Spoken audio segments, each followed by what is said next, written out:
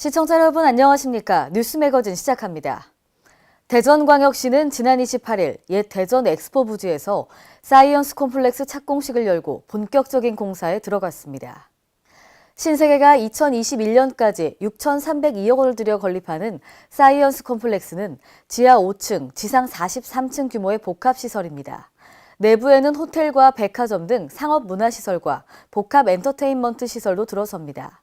대전시는 지난 10여 년 동안 활용 방안을 찾지 못해 고심하던 대전 엑스포 부지에 사이언스 콤플렉스 건설로 대전의 새로운 랜드마크가 생기길 기대하고 있습니다. 서울의 대표적 배드타운인 도봉구 창동과 노원구 상계동 일대에 45층 규모의 창업문화 복합단지가 들어섭니다.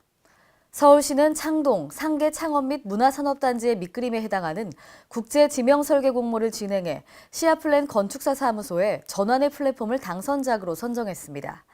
수직적 형태의 건물 외관은 밖에서 안이 들여다보이게 한 오픈 스페이스 월로 개방감을 극대화하고 외부로는 공원과 광장, 내부에서는 코워킹 공간 등과 보행으로 연결됩니다. 또 건물 안에는 창업 창작 레지던스 공간과 창업 엑셀러레이팅 공간, 문화 집객시설 등이 배치됩니다. 서울시는 오는 2023년 완공되는 서울 아레나와 연계돼 창동, 상계 신경제 중심지 조성 사업의 핵심 거점이 될 것으로 기대하고 있습니다. 경기도는 25일 용인시에 위치한 반도체 검사 장비 전문 개발 생산기업 유니테스트가 중고 PC 91대를 도에 기증했다고 밝혔습니다. 경기도는 올해 중고 PC 1,188대를 정보 소외계층에 보급할 예정으로 현재 중고 PC 기증을 받고 있습니다. 경기도는 PC 구입에 어려움을 겪는 기초생활수급자, 소년, 소녀 가정에 기업체나 공공기관 등으로부터 기증받은 PC를 수리해 무료로 보급할 계획입니다. 중고 PC 기증처는 사랑의 그린 PC 홈페이지를 이용하면 됩니다. 충청남도가 한반도 신경제지도 대응 전략 마련에 속도를 내고 있습니다.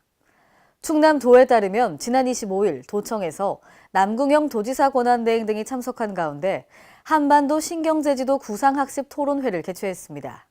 한반도 신경제지도 구상은 동북아 에너지 자원 벨트, 서해안 산업, 물류, 교통 벨트 등 3대 벨트 구축을 골자로 하고 있습니다.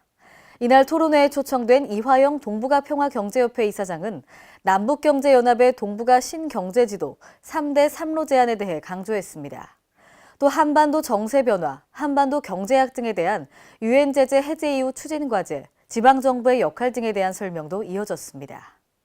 강원도가 전략산업으로 추진하고 있는 이모빌리티 산업이 본 궤도에 오를 것으로 보입니다. 지난 28일 횡성군 우천산단에서는 이모빌리티 SJ테크 전기자동차 횡성공장 신축 기공식이 열렸습니다. 이날 기공식에는 정만호 강원도 경제부지사를 비롯해 우천산단 단체장 등 150여 명이 참석했습니다. 한편 횡성공장은 횡성군 우천산업단지로 일원해 조성되며 지상 3층 높이로 올해 12월에 완공될 계획입니다. 제12회 대구국제뮤지컬 페스티벌이 지난 26일 대구 경북 디자인센터에서 자원봉사자 딤프지기 200여 명과 발대식을 개최했습니다. 이번에 구성된 딤프지기는 올해도 뮤지컬을 사랑하는 마음으로 모인 200여 명이 축제 기간 대구 전 지역에서 6개 분야로 활약하게 됩니다. 딤프지기는 전체 선발 인원 중 대학생 비율이 80% 이상을 차지하는 가운데 올해는 직장인과 퇴직한 장년층의 참여도 점차 늘고 있어 DIMF를 활기차게 이끌어갈 것으로 예상됩니다. 이번에 진행된 딤프지기 발대식은 딤프지기 위촉 및 선서, 자원봉사자 교육과 더불어 성인지 교육도 함께 진행됐습니다. 한편 제12회 DIMF는 체코 최고의 흥행작 메피스토를 시작으로 18일간 대구를 뮤지컬의 매력으로 가득 채워갈 계획입니다.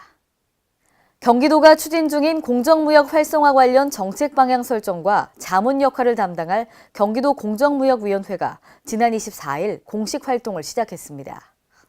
경기도는 이날 오후 판교 스타트업 캠퍼스에서 공정무역 관련 분야 전문가 등이 참석한 가운데 경기도 공정무역위원회 위촉식과 제1회 위원회를 개최했습니다. 위원회는 향후 2년간 공정무역 활성화를 위해 공정무역 사업 기본계획 및 시행계획, 공정무역 지원단체 선정 등 자문 역할을 하게 됩니다. 제1회 위원회는 이종호 경기도 공유시장 경제국장의 주재로 공정무역 포트나이트 캠페인 등에 대해 논의했습니다. 오늘의 간추린 뉴스입니다. 제주특별자치시가 차고지 증명제 조기 정착을 위해 올해에도 자기 차고지 갖기 사업을 지원합니다. 차고지 증명제는 자동차를 신규, 이전, 변경 등록을 하는 경우 자동차를 보관할 수 있는 장소를 확보하도록 하는 제도인데요. 자기 차고지 갖기 사업의 지원 기준은 보조금 보조율은 90%이고요. 최대 지원 한도는 500만 원입니다. 지원 단가는 담장 철거비 80만 원 등 지원되며 의무 사용 기한은 최소 10년 이상입니다. 산업통상자원부 미니클러스터 구축사업 공모의 충북도 지식산업진흥원의 첨단 의료기기 미니클러스터가 최종 선정됐습니다. 미니클러스터 구축사업은 기업 중심의 중소기업 지원 사업인데요.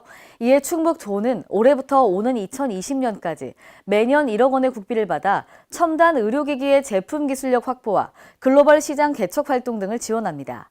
앞으로 인력 인프라 구축, 현장 맞춤형 생산기술 사업화 지원 등을 진행할 계획입니다. 행정안전부와 과학기술정보통신부는 재난안전 분야에 활용하기 위한 혁신성장동력 재난안전 활용 시행계획 추진에 나섭니다. 이번 시행계획은 빅데이터, 차세대 통신 등을 도입해 재난안전 수준을 높이기 위한 건데요. 앞으로 전문가 의견 수렴을 거쳐 확정하고 올해부터 5년간 총 6,153억 원을 투자할 계획입니다. 이에 따라 재난안전관리체계 구축을 위한 6대 중점과제가 추진될 계획입니다. 광주광역시가 자동차 부품 산업 육성을 위해 추진 중인 자동차 부품업체 역량 강화 지원 사업이 가시적인 성과를 내고 있습니다. 광주시는 시비 총 21억 원을 투입해 자동차 부품업체 역량 강화 지원 사업을 추진해오고 있는데요. 이에 따라 올해까지 130여 개 지역 부품업체가 자동차 부품 시범 개발 지원, 타지역 협력 네트워크 지원 등을 받았습니다. 그 결과 지난 2015년부터 2018년 3월까지 200여억 원의 직간접 매출 증대와 20여억 원의 비용 절감, 76명의 신규 고용 등 가시적인 성과를 거뒀습니다. 대구광역시가 지역 건설업체의 수주 확대를 통한 지역 건설 산업 활성화에 나섭니다. 이를 위해 대구시는 30일 지역 건설 산업 활성화 위원회를 개최하는데요. 또한 지역 건설업체의 수주 확대와 공정한 건설 환경 조성을 위한 다양한 방안을 토의하는 시간을 갖고 자랑스러운 건설 인상 대상에 대해 심의할 계획입니다.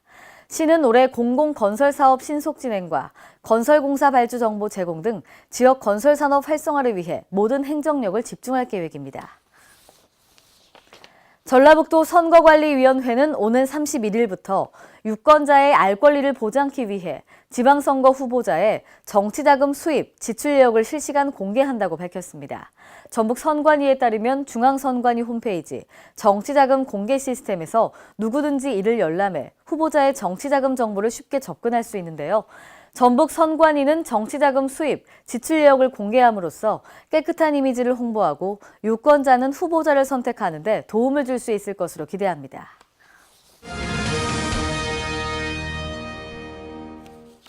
오늘의 단신입니다. 서울 시내 한 고등학교에서 학생 3명이 홍역에 걸려 보건당국이 역학조사에 나섰습니다. 해당 학교에서는 지난 8일 첫 의심 환자 신고 이후 총 6명의 의심 환자가 발생했으며 이 중 27일 현재 총 3명이 확진 판정됐는데요. 홍역 추가 전파를 조기에 차단하기 위해 접촉자 관리를 강화하고 해당 학교 학생 및 교직원 중에서 홍역 예방접종력이 확인되지 않은 사람을 대상으로 임시 예방접종을 시행할 계획입니다. 사회적 약자인 아동과 관련된 제도 개선을 위해 아이들로부터 직접 다양한 고민과 바람 등 현장의 목소리를 듣는 자리가 마련됐습니다. 행정안전부는 28일 아동이 행복한 사회를 위한 제도 개선 토론회를 개최했는데요. 이날 토론회에 참여한 아이들은 분인별 제도 개선 주제에 대한 문제점을 논의하고 관련 부처의 의견을 듣는 시간을 가졌습니다. 또 6개 주제를 대상으로 분인별로 열띤 토론을 벌였고 그 결과를 정리한 주요 정책 제안문을 작성해 행안부에 전달했습니다. 이상으로 뉴스 매거진을 마칩니다. 시청해주신 여러분 고맙습니다.